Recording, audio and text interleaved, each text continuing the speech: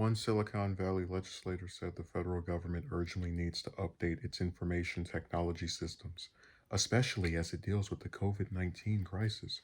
2 years ago, I introduced and passed the 21st Century Integrated Digital Experience Act to modernize federal websites and digitize government processes, Representative Khanna, Democrat of Fremont, told San Jose Spotlight.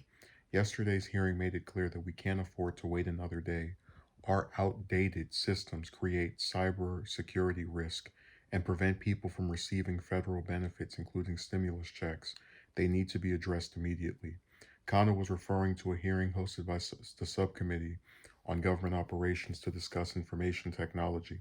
During the hearing, Chairman Greg Connolly said the government's response to the there we go with that word again. The virus pandemic had exposed critical weaknesses in its legacy IT system. The congressman explained that hundreds of thousands of small businesses were unable to submit loan applications to the Small Business Administration. And for every 10 people who successfully filed for unemployment, another 3 to 4 were unable to submit their claims online. He said reports also indicate that 21 million people have yet to receive their CARES Act stimulus payments because the Internal Revenue Service could not locate accurate direct deposit information. The subcommittee heard from 4 witnesses, including Gordon Bitko, the Senior Vice President of the Policy Information Technology Industry Council, with a tongue twister, and Matthew Cornelius, the Executive Director of the Alliance for Digital Innovation. So, this is actually a really informative article for me because I didn't know about all of the what's a good word to put to use here, the lack of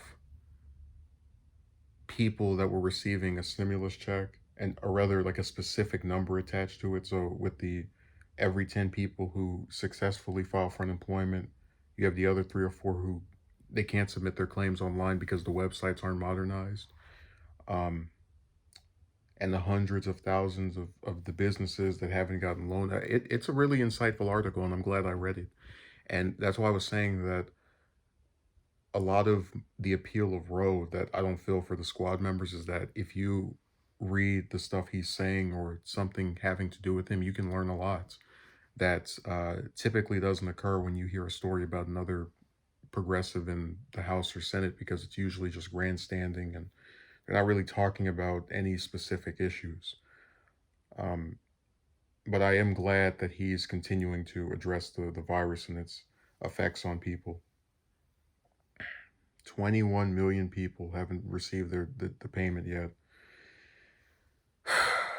How is that not on the news every day?